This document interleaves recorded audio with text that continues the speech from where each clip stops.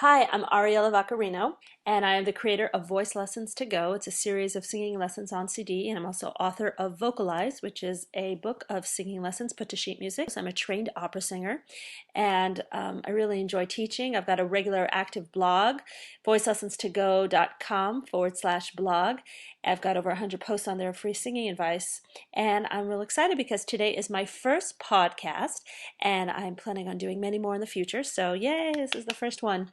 So today I want to talk to you about jobs for singers, and I'm not talking about the typical jobs that we all dream of having maybe on the stage with big checks, but what I'm talking about is what can you do before those big checks start coming in?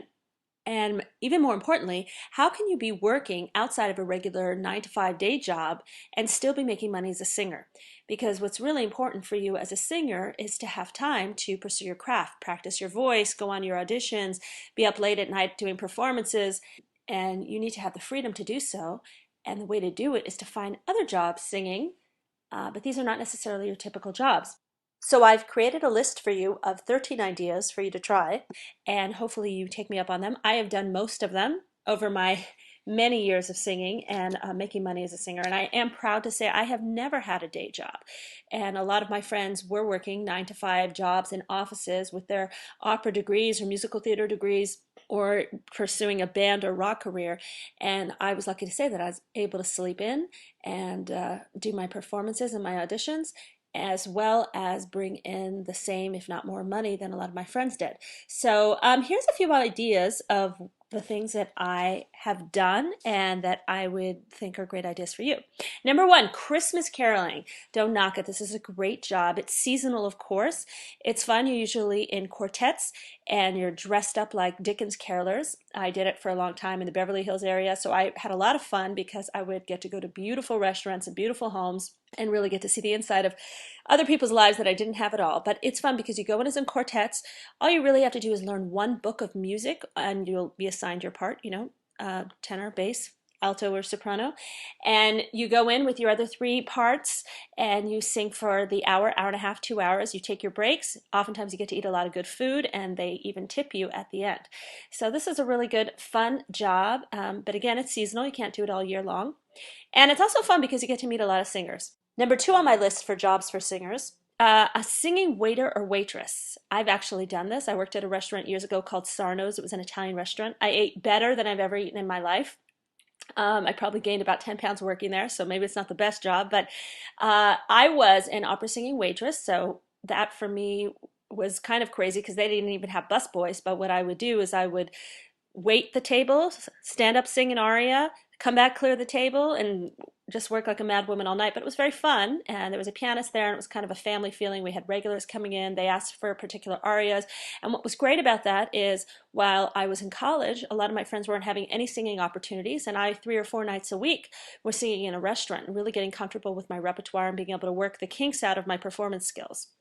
So that's kind of a fun job. I know there's a restaurant in LA called Michelli's that does it. I've heard the Macaroni Grill does it. If I were you, I would just Google singing waiter and see what you can come up with. The other idea is that you can actually suggest this to a restaurant, maybe an Italian restaurant, maybe a classy restaurant like a hotel brunch. If you're a jazz singer, and say, how about we do a Sunday brunch sing, or an Italian Thursday night opera fest at your Italian restaurant. So lots of times you can feed this idea to restaurants and set a rate, and maybe this will help them bring in people and patrons and will help you to get yourself a regular gig. Number 3, singing in a hotel, bar, or lounge. I think this is kind of a cool job. It really works well for jazz singers. The one negative about this, and you just have to accept it, is oftentimes you are background music, and that's hard for a lot of singers to be in the background.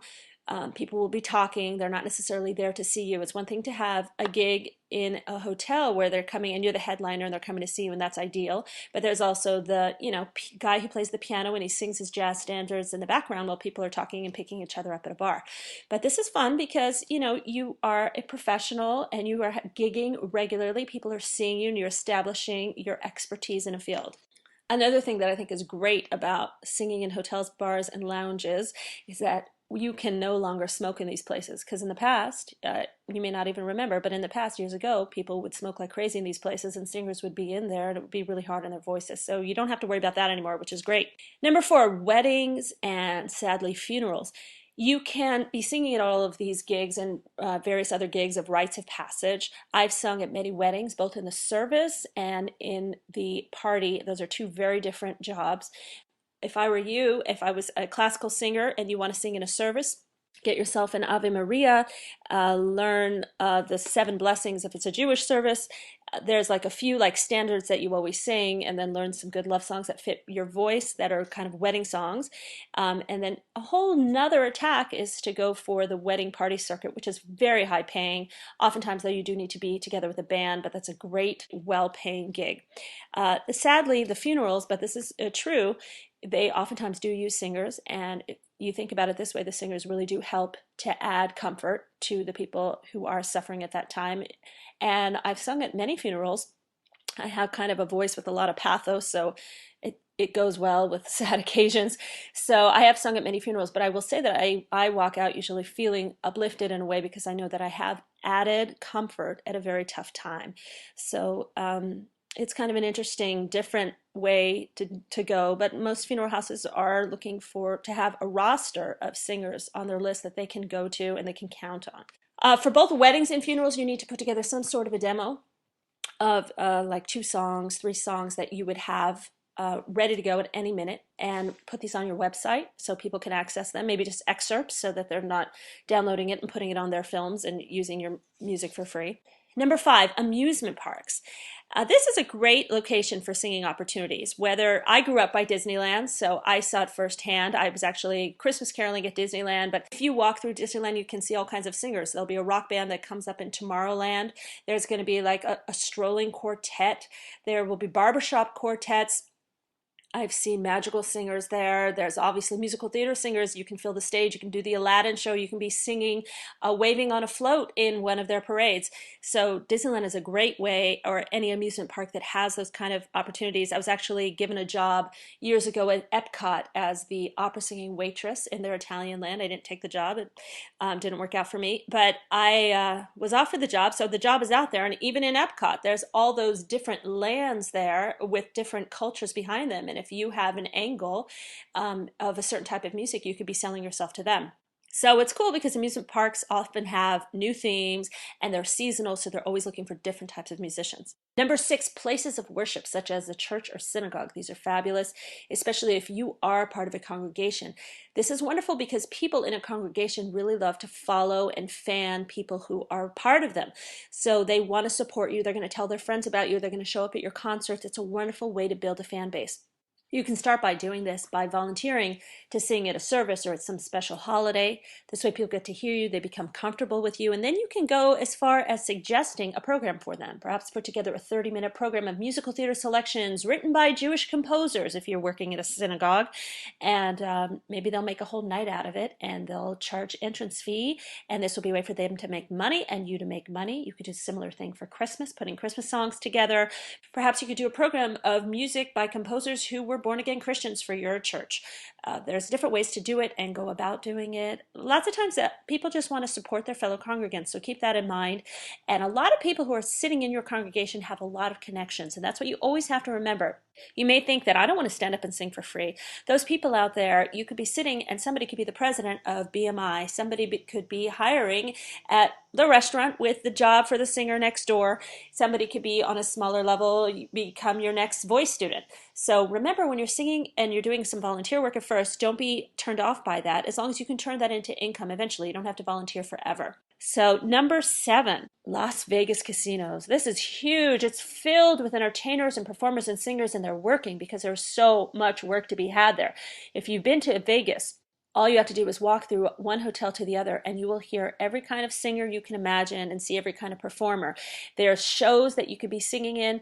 You could be a gondolier at the Bellagio singing Italian art songs. You could be doing musical theater and be singing Somewhere Over the Rainbow in the MGM because they have a whole theme of Wizard of Oz. There's so much to be done there. Most casinos have themes. Most of these themes have some sort of music that's related to them. You could be at Treasure Island singing rock music. You could be at Circus Circus doing kid songs. You could be a French songstress at the Paris singing Edith Piaf music. The one thing about Vegas that is hard on a singer, though, I will have to say, is that it's the driest weather you will ever encounter. So that is a bit tough on your voice, but you do get used to it. And I think there's all kinds of tricks that the singers out there do to deal with it. The other thing is they pay well out there. So that's a good place to go. I mean, it is a commitment. You are in Vegas. You could be a band that is performing in a casino at night. So you can go from rock music to jazz music to classical to musical theater. So really in Vegas, it has all of it. It's kind of like a theme park on steroids, and they have a lot of money there. So you could really get a good paying, long-lasting gig in Vegas. So that's something to think about. Number 8 is cruise ships. I had a very good friend do this a lot. The way you go about doing cruise ships, you usually have auditions. You can see them in Backstage West or whatever listings you look at, and they send you out sometimes 6 months at a time, and you get assigned to a particular cruise line, and you're going to be in a show, whether you're a headliner or you're in the chorus. It's cool because once you learn the show, you do it repeatedly, night after night, a few times a week, however that they do it, and then you're doing a lot of traveling. Socially, it's very fun. This is really ideal for young, unattached people because you are literally living on the sea. It's not a time for you to have a family and be going back and forth. The one thing about the cruise ship circuit is you could be huge on the cruise ship circuit, but then no one on the land will know about you. So it's kind of like a head check, because I remember I had a friend who did this, and she was the lead singer, but this lasted, she was like a star on this cruise ship for I think a year and a half, but when she came off, nobody knew who she was. It was great for building her resume. She got tons of experience, but it isn't exactly the same type of connections that you might get from doing a show on land per se.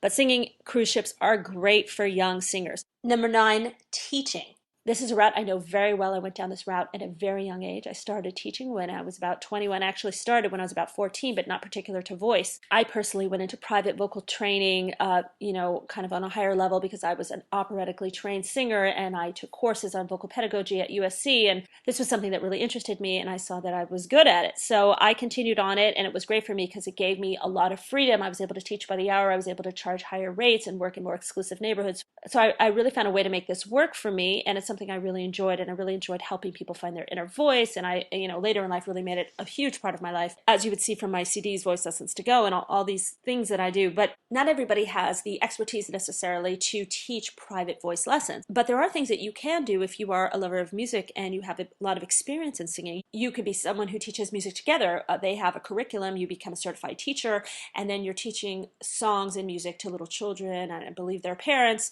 and you could be hired by them. You could be hired by Jim Baree and learn their curriculum. There's a lot of different programs that you can learn to become a certified music teacher. You could be doing the choir at your church or your temple. You can run a musical theater class. I did this for many years. I was the musical theater piano person who came in and helped the singers at different schools.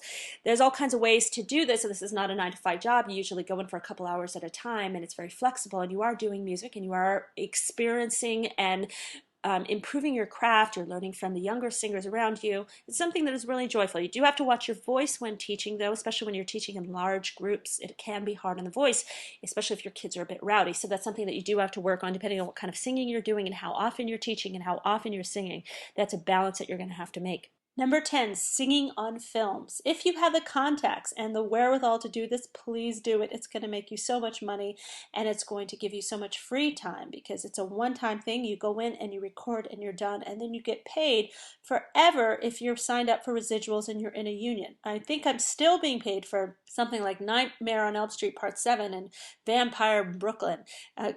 Crazy movies that I went in for 1 or 2 day gigs, and I'm still getting little checks in the mail. They're called residuals. They're fabulous. Residuals are something you want to be getting all the time.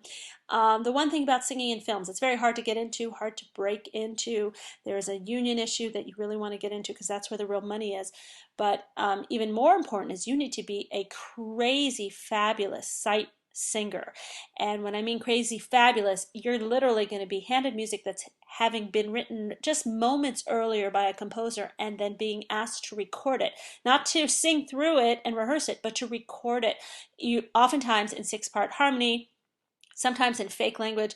I'm not kidding you. I actually had to do a recording, and it was in the language of the Klingons in Klingon. It was for some video game. So we were sight reading. It was 6-part harmony, and we were singing in Klingon, whatever language that's supposed to be. So you really have to have a really high skill set for sight reading. But if you do, and you have the contacts for this, this is a really lucrative way to make money as a singer, and it's something you want to do and never turn down. Private parties, number 11. You can put together some great themed private parties, but oftentimes you need to come up with the ideas and you need to sell the concepts. And a great way to do this is obviously a website. You could come up with different themed programs. You could have like love songs for Valentine's Day, and you could use this for anniversary parties. You can do this for wedding parties. You can do this for Valentine's Day. You could have Christmas carols put together and be doing some sort of a Christmas program. You could be doing that at churches, and you can be doing that at fancy houses that can pay you a lot of money to come to their home and do a beautiful Christmas concert. You can put together Celtic songs for St. Patrick's Day themed concerts and start shopping to do those concerts about a month before St. Patrick's Day. You can be doing that at bars, you can be doing that at churches, you can be doing that at people's homes that are Irish and excited about that. Why not do a karaoke party? You just have to come up with a karaoke system and some karaoke music. You come in with a microphone and here you are doing karaoke party. You could be doing it at a bar mitzvah. You could be doing it for 13-year-old girls. You could be doing it for adults. You give examples. You're the DJ. You help them through the songs. You make them feel comfortable. People get to hear you sing. If these parties are fancy enough, if the right person hears you sing, this could be good for your career. I suggest for the private party, all of these themes would be great to have a website with excerpts of the music that you offer and what you offer, put flyers together. You can take an ad out in a local paper. You can make an announcement at your church. You can tell all your friends, send an email. And then remember, any of these themed concerts that you do, a great way additionally to make money at them in anywhere that you perform that it's appropriate is to have a CD of your own that you have recorded that you can sell as an extra form of income and extra publicity. So per se, you put a Christmas concert together, make sure that you pre-record all these Christmas carolers, make sure that also you have the rights to do that. A lot of them are old enough that you can record them. Put these CDs together. It's real cheap to make recordings now and sell them at your concert, $10, $15 each. Make them available for download on your website. All of this should be constantly evolving you as a performer in a way to make money as a singer and to create tangible products such as CDs and flyers and websites and programs that you can have as a go-to to constantly increase your income and have people hear about you. Oh, what are you doing? Oh, well, you can check out this concert I just did. There's an excerpt of it on my website. Yeah, I do that. It's $250 Saturday nights. You know, I'm available, and boom, you're booking a concert. Number 12, hitting the retirement home or hospital circuit.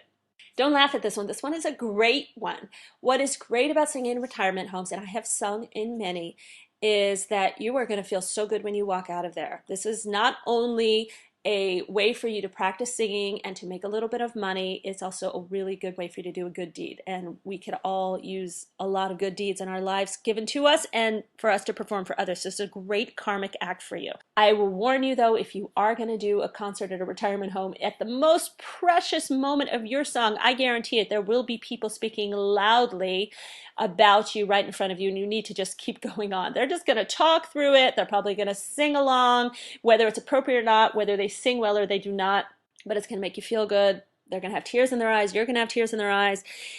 I really recommend singing in retirement homes. It's also a great non-pressure way for you to practice performing and singing in front of people, practice new repertoire, practice putting programs together, seeing how your flow of a concert is working.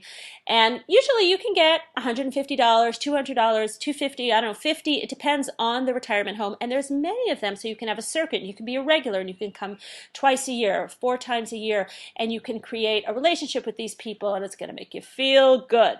So this is a really good way to give you a connection to humanity, considering the grind and difficulty it is in the singing business. So don't ignore that one. Number 13, schools and other places of education. Remember when you were a kid and you were taken out to assemblies, and in front of you would be choirs and singers and different plays would come in and you'd have speakers. Well, you can be that person, and schools do have a budget for things like that. Some schools have bigger budgets than other schools, and the only way you can get into these schools is if you put some sort of a program together that would be interesting. Usually it needs to have a certain time limit to fit into an assembly, and package it, have a brochure have a website, contact the head person. Maybe there's a season coming up that you would do something specific to the season. Maybe it would be something educational where you teach about music and different composers. Maybe you're teaching about different styles of music. For example, I did one years ago where I did a mini opera that was like 22 minutes long, and it was very funny. And so this was a great introduction to opera, but it was very comical, so it was good for young children. Find a way to do it. Find a way to do it cheap so that you don't have too many instrumentalists with you or too many other singers that you have to pay as well. It's great if you get pre-recorded material or just have a pianist who comes along with you to do things, or if you can hold a guitar and do something. Have it be educational, but have it be fun. I would suggest going to private schools because they may have bigger budgets for things like this. But once you get into one school, then all of a sudden you can say, hey, I did it over there and I did it over there. And you could be doing a whole circuit of schools. You could be coming back again, be like, hey, I have this program, and then this program is great. Just before summer, it talks to kids about whatever, and you can start creating some sort of a circuit that you can do. And you can maybe do, let's say I would start with Los Angeles, then I would do Southern California region, maybe then I would take it up to San Francisco area and the Bay Area, and maybe I would branch out to Nevada and take like a flight and go for 3 days and hit all kinds of schools and, you know, bring in the income and then not have to work for a couple of weeks. So think about schools and education, what you have to offer them, and if you're animated and interesting, you can come up with a good program, then you have a good chance at getting into one of these places. So those were 13 of my ideas for jobs for singers. Again, these are outside of your ideal jobs, such as concert work, gigs, stage work, whatever it is you want to do as a singer. But this is a way for you to free up your time and be doing your skill and practicing what you do best so that you are prepared for those big gigs when they come along. And I'm telling you, I have done so many of these things. Really quick off the top of my head, I've Christmas caroled, I've cantored in synagogues, I've sung at both weddings, wedding parties, wedding services, I've sung in a lot of funerals, I've sung at old age homes, I've sung in hospitals, I was an opera singing waitress in an Italian restaurant, I taught private voice for 18 years, I created Voice Lessons to Go, my series of singing lessons on CD, I wrote Vocalize, a sheet music compilation of vocal exercises for the piano to be sung to. I do vocal assessments regularly of other singers. I teach Skype voice lessons. I teach group singing lessons to kids in LA. I sing on films. I contract choirs for films. I've been a musical theater specialist in schools. I song led for years playing guitar at camps around a campfire. And I've sung at lots of themed private parties. I don't know, I'm sure there have been many more to add to that list, but that's just like a quick list of what I've done. But I will tell you what I haven't done. What I haven't done is worked in an office at a 9-to-5 job. Pretty much every career I've had has had something to do with music. Any form of income I've had has something to do with my talent of singing and putting it to something that would make me money. Just remember, again, no gig is too small. You never know who's going to be sitting out there for future contacts. And working as a singer anywhere is going to establish you in public as an expert. And people like that. When people think that you're a working singer, then they want to hire you. People want to hire people who are working. Plus, you as a singer will be paid regularly to sing, which puts you in the right mindset to continue making money with your voice, because some singers don't believe it can happen unless they get that ideal gig. Put it in your mind that this is how I make money. I make money with my voice, but you've got to figure out of the box how you're going to do that. You need to be your own business person as well as a great singer to survive in this business. And until you get your fancy manager and your fancy agent, you need to act as your own. And this is really hard as a singer, but you can start at a really young age by doing small things and gigging and Christmas caroling, and this gets you in the mindset that you need to be in. I hope it gives you some ideas. Being a working singer is going to take a lot of innovation on your part, so hopefully this will give you just like a glimpse of ideas of what you can do for yourself. I want everybody to sing well, make a lot of money doing what you love, get yourself out of your day job, and just become like the full musical artist that you can be. And I've had so much fun doing my first podcast. I can't wait to do more. I hope you enjoyed it. Voice Lessons to Go, that's T-O-G-O. VoiceLessons2Go.com is my site. Sign up for my free blog, voicelessons2go.com/blog. I've got CDs, books, I can assess your voice for you, all sorts of things, and I'm really excited to hear back from you. And I want to hear any ideas you may have of jobs that you have as a singer, and I'd be happy to add them to my blog post. This is actually inspired by a blog post I did. If you want to check that out, go to voicelessons2go.com/blog/jobs -for-singers, and you'll be able to actually see this actual blog post that has inspired my podcast and check out a lot more while you're on there. So sing well. Thanks so much for listening to this whole thing. I'm Ariella Vaccarino, creator of Voice Lessons to Go.